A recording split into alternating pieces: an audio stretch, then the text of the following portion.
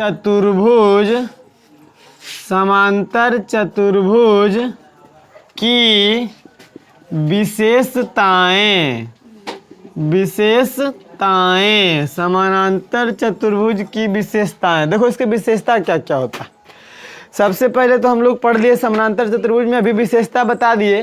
पहला विशेषता कौन सी अभी बताया बाबू, देखो तो कि आमने सामने की भुजा समानांतर होती। इसका परिभाषा की जब बात आएगा ना, देखिए पागल कहीं की एकदम चौपटे आ रहे, पढ़ स्थिर से सच में चौपट है।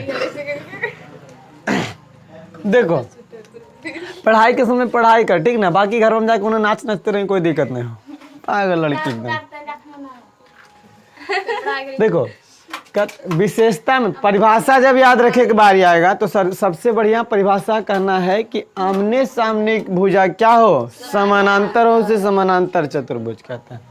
तो पहला विशेषता हम कह सकते हैं ए बी समानांतर सी डी, और एक चीज और तथा ए डी समानांतर बी सी।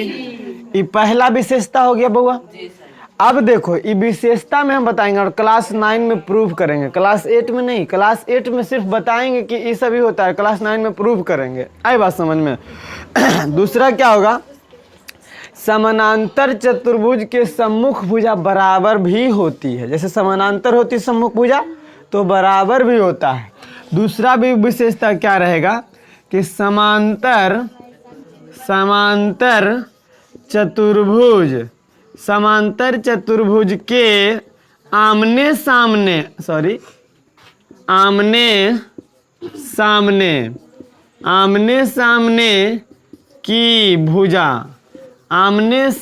की भुजा क्या होती है, बराबर भी होती है, यानी बराबर होती है। दूसरा विशेषता यानी जितना गो ए बी जितना गो डी सी बराबर, और समानांतर तो होता है परिभाषा से, लेकिन इसकी विशेषता है कि ये दोनों बराबर और ये दोनों भी बराबर होता है। कोई दिक्कत नहीं ना।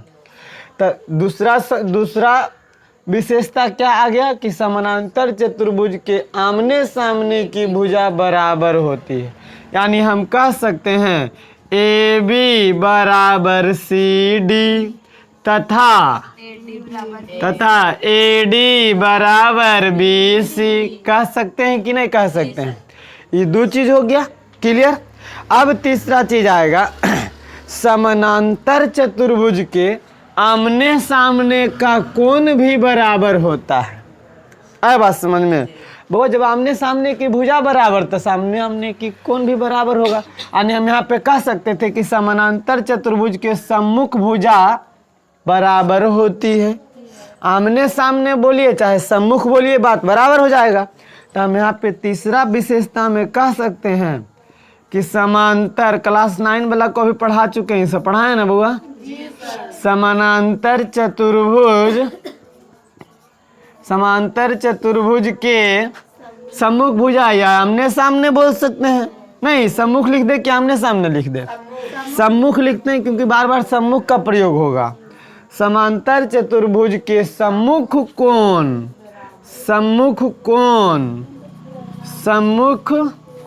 कोण क्या होता है, बराबर होता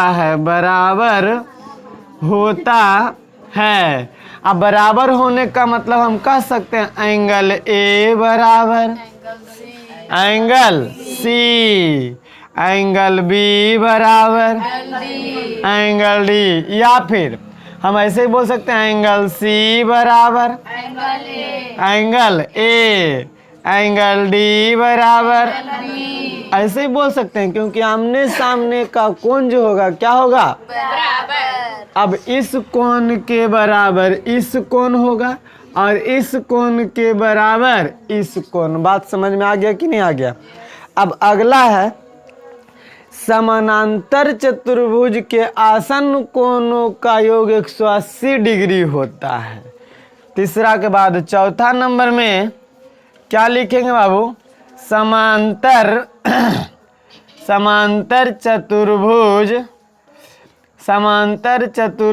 के आसन आसन आसन कोणों का योग का डिग्री 180 डिग्री होता है। आसन कोण कौन कौन है, कल बताए थे, जरी बताओ तो। आसन कोण इसमें कौन कौन है, बताओ। देखो, आसन कोण ए बी को भी हम बोल सकते हैं, लगातार कोण को आसन कोण कहते हैं। तो इसमें बहुत तरह से लिख सकते हैं हम। ऐसा लिख सकते हैं, एंगल ए अजोड़ एंगल बी बराबर 180 डिग्री, यानी ई कोण के जोड़ेंगे तो 180 डिग्री होगा। आया बात समझ में। या फिर आपको हम क्लास 7 में पढ़ाए थे कि समानांतर रेखा को जब कोई तिर्यक रेखा काटती है तो एक ही ओर के अंतः कोणों का योग 180 डिग्री होता है। बताए थे कि नहीं बताए थे। तो इसी तरह से देखिए, यहाँ भी ये दोनों समानांतर रेखा है कि नहीं है। आइए, एक तिर्यक रेखा काट रहा है कि नहीं काट रहा है। देखो ना, ऐसे समानांतर रेखा यहाँ ऐसे है और ऐसे है। इसको बढ़ाइएगा तो तिर्यक रेखा नहीं बन जाएगा, क्योंकि दो गो के जब रेखा काटता है उसको हम तिर्यक रेखा कहते हैं। कम से कम दो रेखा को काटेगा उसी को तिर्यक रेखा कहेंगे। तो आप लोग को पता है, देखिए ये समानांतर रेखा मान लिया हम देते हैं। देखिए इसमें तिर्यक रेखा कौन है, इसका नाम हम एल, इसका नाम है एम, इसका नाम है एन। तिर्यक रेखा कौन है इसमें, एन। तिर्यक रेखा किसको कहते हैं, वैसा रेखा जो दो रेखा कम से कम दो रेखा को काटता है उसे हम क्या कहेंगे, तिर्यक रेखा। ये तो देखो तो एक को काट रहा है, सिर्फ इसको काट रहा है। ये भी एक ही को काट रहा है, लेकिन ये रेखा ऐसा है कि दो रेखा को काट रहा है। कम से कम जो दो रेखा को काटेगा उसको हम क्या कहेंगे, तिर्यक रेखा। तो जब समानांतर रेखा को काट रहा है, देखो तो एक ही ओर के अंतः कोण क्या होगा, 180 डिग्री होगा। तो बताओ, ये समानांतर रेखा है कि नहीं है, ये तिर्यक रेखा है कि नहीं है। अब एक ही ओर के अंतः कोण 180 डिग्री होगा कि नहीं होगा। अब देखिए, ये दोनों समानांतर रेखा है, ये तिर्यक रेखा काट देगा तो एक ही ओर के अंतः कोण 180 डिग्री। ये दोनों जोड़ेंगे 180 डिग्री, ये दोनों जोड़ेंगे 180 डिग्री। यानी समानांतर चतुर्भुज के आसन कोणों का योग का डिग्री 180 कोण ए जोड़ कोण बी बराबर 180 डिग्री।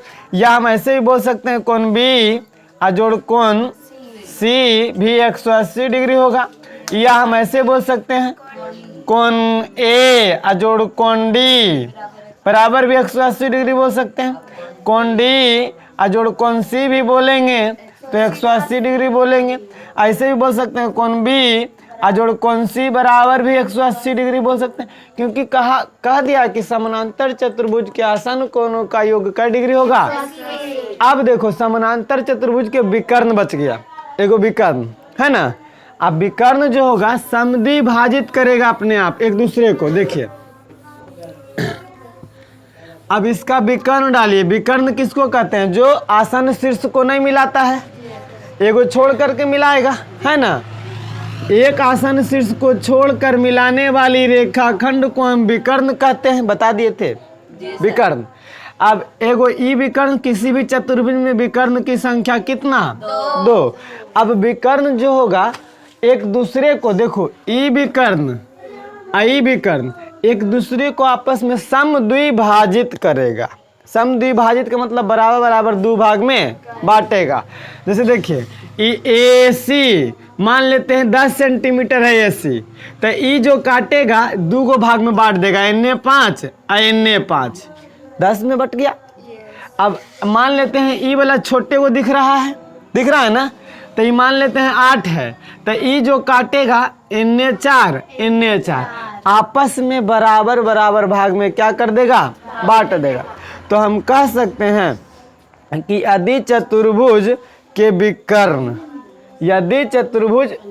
के विकर्ण बिंदु O पर मिलते हैं, ऐसे लिख सकते हैं इसको शॉर्टकट में कैसे लिख दें, सिंपल सी बात ऐसे लिखते हैं, समांतर 5वां नंबर में यह है, समांतर चतुर्भुज के विकर्ण एक दूसरे को